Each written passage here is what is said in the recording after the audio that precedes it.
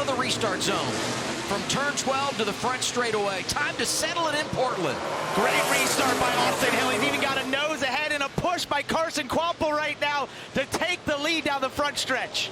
It's going to be Austin Hill taking the lead into turn 1. Zillich is there. Look at Zillich. Line. Bonsai into the corner. Zillich overshoots it. He's going to have to go through the A-frames. They're spinning in turn 2. Unbelievable restart with 7 laps to go. Austin Hill is your race leader. Justin Allgaier was the car that spun in some damage to the right rear there of Connor Zillich, rubbing on the right rear tire. Could that cut down that tire? Austin Hill, the major lead over both of them. Complete chaos down into turn 1. Zillich led the first 67 laps from the pole. He had dominated this race, had a nice advantage when the caution came out with 11 remaining, and this restart gets him. Now can he gather it up and run down the 21? Austin Hill trying to get his first win on a road course. There's a lot of laps to go, but that tire rub is major. He's hoping it could possibly clear itself as he goes over these curbs before it cuts that tire down. But especially down that straightaway, you saw when the car was under tons of load, how much smoke was pouring from the right rear. Oh, we got a car spinning there. Sam Mayer and Christian Eckes, Brandon Jones around. They're crashing all over here. Taylor Gray into the grass. So far, we stay green. We'll see if everyone can drive away and how much debris is left on the racetrack when they get away. And a penalty for Connor Zillich. No, I beg your pardon, no penalty for Connor Zillich. Zillich was able to execute the A-frames correctly. Right, he did it correctly. He went through the right ones there when he had to go through the center there of turn 2, and he was trying to avoid William Sawalich, who had outbraked himself a bit into turn 1. Yeah, I apologize. I had the miscommunication, and I was so surprised because I thought he did such a good job. And he referenced earlier today that he had the issue in practice, and he actually executed the penalty run in practice, so he was familiar with it. We go back and watch the restart here. And it really started in the restart zone. Austin Hill timed the jump perfectly against the 88, and then got that push from Carson Kvapil. And William Sawalich here just going so deep in the corner. Into the 8, he almost used the 88 to stop there. Sometimes 8 tires are better than 4. Justin Allgaier gets spun out. Total chaos throughout that entire lap. You know, the other thing to think about at the front of the field is Sawalich is now under attack by his teammate Jack Perkins. But if Sawalich could get up there and win this race, how that would change everything when you think about that playoff cut line. 5 laps to go, Hill leading but not pulling away, and you know Sawalich is going to do everything he can to run him down. Perkins is through to 3rd.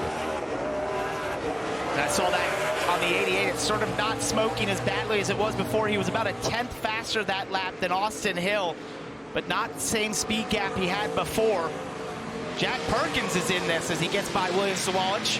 It's been a remarkable day for Perkins. Carson Kvapil in the top 5, trying to run down a playoff position.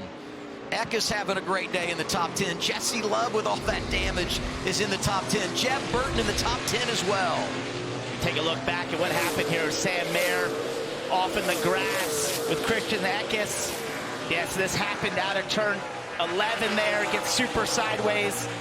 Both of them are sliding through the grass into oncoming traffic. Brandon Jones trying to avoid it. Gets into the 2 of Jesse Love. Taylor Gray is off the track.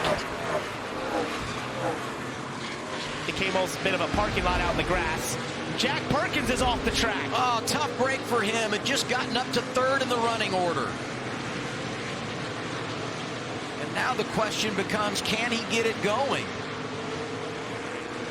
Carson Kvapil looking the inside of William Sawalich. Well, those 2 rookies have had some battles. Racing for 3rd now with Perkins off track. Kvapil gets it. And now the battle for the lead. 4 to go, and Zillich trying to reel him in. There's plenty of time for Connor Zillich if that car is not too hurt for that damage we see in the rear. Considering his speed advantage most of this race, this is plenty of laps. But Jack Perkins is sitting there still at the exit of 12. That could potentially bring out a caution if he's not able to get going here. We're hearing on the radio that the 19 is stuck. Still no caution from NASCAR. Battle for the lead coming down the back straightaway. And I would say, how close can Zillich get through turn 11, and what kind of run can he generate off of turn 12? Here they are. 10, 11, and there is the caution, fourth of the day. First restart today where Connor Zillich is not the control car. He's on the front row with Austin Hill, and they're pushing and shoving out of turn 12. 88 gets the jump. Here comes Zillich. They're 3 wide going to turn 1. Sammy Smith is there. Sawallich is there. It's going to be Zillich leading the way. Nick Sanchez locked up there on the inside of Sammy Smith. Zillich misses the corner. Missed it again. And 8 goes there around. Goes Sammy Smith. Who's going to come through with it? Zillich is able to maintain the lead. Sawallich is second. This is incredible. And overtime sponsored by Credit One Bank. Nick Sanchez there following William Sawallich goes into third from about outside the top 5 in one corner. And we've gotten word from NASCAR that all cars are good through the maze. What execution by Connor Zillich, not once but twice when he got pushed through turn 1. Austin Hill trying to make up for that restart there. It's like he got just in the outside, got swirly as he tried to put the power down, and that killed his run on the front straightaway, giving opportunity to almost every car around him. And now Zillich just wants to get back to the white flag, because at that point he knows the next flag ends the race and he doesn't have to worry about any more restarts. Here he is, turn 11, 10, 11, and 12, back to the start-finish line. White flag is out, 1 to go for Connor Zillich. What an incredible ending to this race. Next flag would end it. Just made all the right moves there, was calm and collected through all the chaos that was occurring down into turn 1, made the right decision to go through the A-frames. That netted him the lead because of so much congestion happening down into turn 2. Great day for William Sawallich. Sanchez is up there. The top 4, all rookies. And they're led by the one that has dominated this season, Connor Zillich. Swept the stages, got the fastest lap of the day, looking for max points. And to put an exclamation point on an opportunity to win the regular season championship as a first-year driver. Down the back straightaway for the final time to turn 10. Through all the chaos, the rightful fastest car of the day gets back to the lead, and that is Connor Zillich. 8s are wild in the NASCAR Xfinity Series. Win 8 for driver 88. Connor Zillich is a phenom. He takes it at Portland.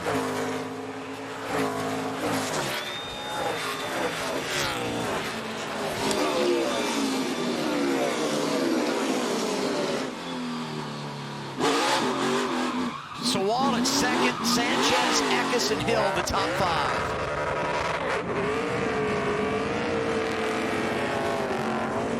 And it's fitting he does the burnout where he had to execute the penalty, and he did it so flawlessly and drove away to his 8th win of the year.